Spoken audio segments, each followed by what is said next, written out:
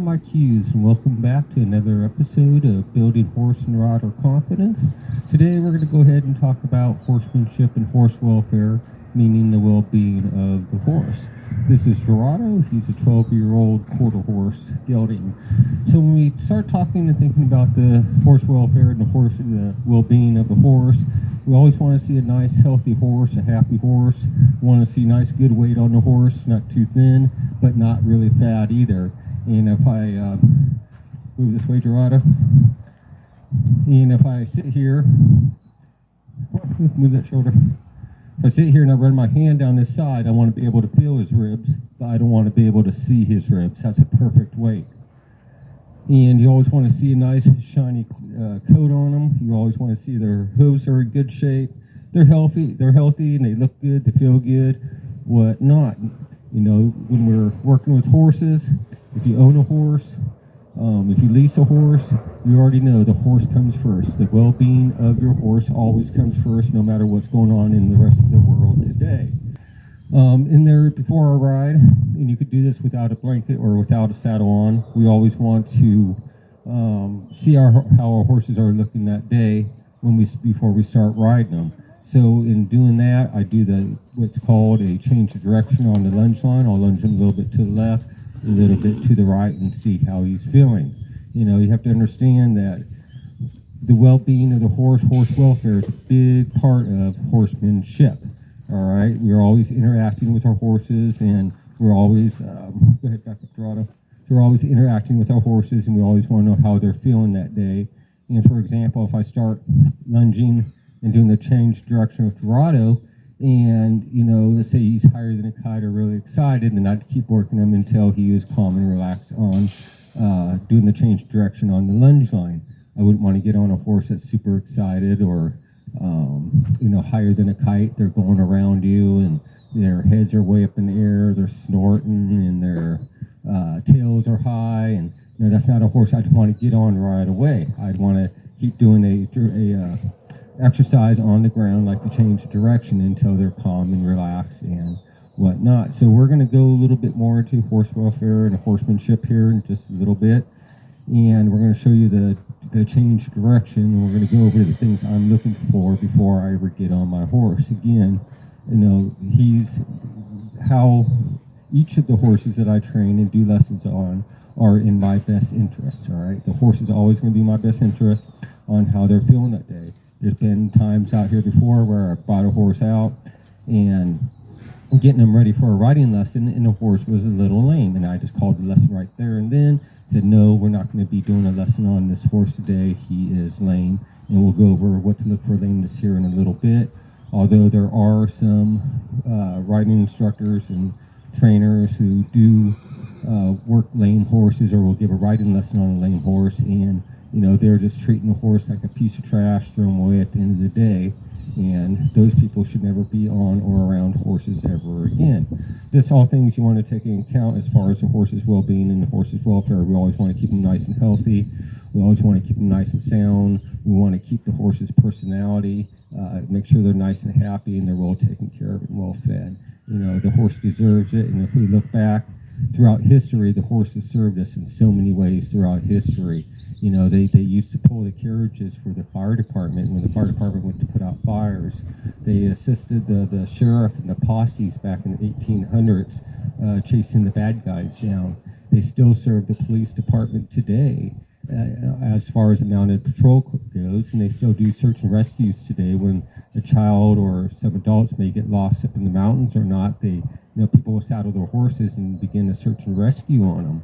The horses are still really great entertainment for us, and they're a sport for us. They're our buddies, they're our partners, and we bond and make a relationship with them. The horses throughout history have also served in different wars, like World War I and the Korean War, and of course the Civil War back when here in the United States. The horses were a big part of that. Back then also the horses were a big part of our transportation when we wanted to get from somewhere from like point A to point B. We didn't have automobiles back then, so the horses were our transportation. So the horses have served us so much throughout history, and they still serve us today. And they just deserve the utmost respect that you can actually ever give them. They deserve so much more, and they deserve our undivided attention. And when we own horses and release horses, that's why horses come first, and the well-being, the horse's welfare always comes first above everything else. Everything else, it doesn't matter what else is going on in the world today. The horse's well-being and the horse's welfare comes first. One of my biggest things I talk about it a lot is the communication and listening. All right, if we really want to build that partnership and that bond with our horses, we'll learn how to communicate and listen to them, and as well when they learn different exercises with my step-by-step, easy-to-follow methods. Then once we teach our horses how to do certain things like to change the direction, then they'll be listening to us because we taught them the exercise, and we've done it to the point to where we know they know that exercise. So we're always listening to them and hearing what they have to say through the communication and listening, and then we have to they listen and communicate with us, so it goes both ways. It's a two-way street, and that's what really builds up a bond and relationship with your horse, and that's horsemanship. That's the horse welfare, the well-being of the horse. We always want good, nice, and healthy horses. So before I ever start lunging my horses, before I ever start doing the change of direction, the first thing I do is when I come out here is we want to wait about 45 seconds. I want to see that my horse is calm and relaxed, which Dorado is. He's sitting there licking and chewing. He's been taught this exercise to stand here for at least 45 seconds in a calm, relaxed manner. This will also stop your horses from starting to anticipate. So every time I pick up a lunge whip to start asking him to lunge, he's not going to anticipate having a lunge. I don't want my horses ever taking off, running around me, bolting around me, bucking, rearing, or any of that other stuff. That's all nonsense, and there is no nonsense in this exercise or any other exercise that we do with horses. This is the classroom, and in the classroom today, the change of direction is going to be the exercise. The change of direction is going to the left on a soft line, meaning Dorado's not pulling me, lunging him to the left, stopping and changing direction and going to the right again on a soft line, meaning the soft line, there's no pressure on this line as Dorado's going to the right. And then doing the change of direction, we want to do both sides. So we'll do it right over in here. I'm going to go say ho. And then we're going to send him off to the right. Good. And we'll see how he looks to the right. So right now, Dorado looks pretty good to the right. He's calm, he's relaxed. He looks good. He's not higher than a kite. He's not excited. He's not sore. He's not stiff. He's not lame. What he is, he's nice, calm, and relaxed. And, he may not be the happiest horse in the world going from turnout pasture to in here, but that's all right. He'll get better with it. And he's just saying, I'd rather be out there with my buddies eating all the green grass that I can. So that would be the change of direction. And those are all the things you'd want to look for before you start riding your horse. I want to see a nice, calm, relaxed horse. I want to see a very sound horse. I want to see a very limber horse. So this was just a little preview on horsemanship and the well-being of the horse's welfare. To learn more, just go to Google, type in my Hughes Horsemanship members page, click on the link and subscribe. When you do subscribe, you also get a 7-day free trial. You still have to enter all your information in on the 7-day free trial, but at any time you think the page is not for you during that 7 days, you can cancel at any time and you won't be charged.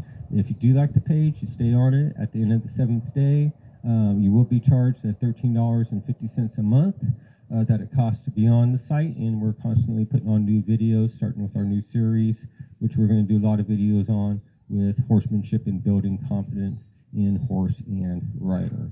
And there's over like 250 videos, 300 videos on there right now, and we're constantly adding more videos onto it. And if you haven't already, join my group page on Facebook where you can put your pictures, your videos, and ask questions so I can help you and your horse more. So we hope you're enjoying your horse.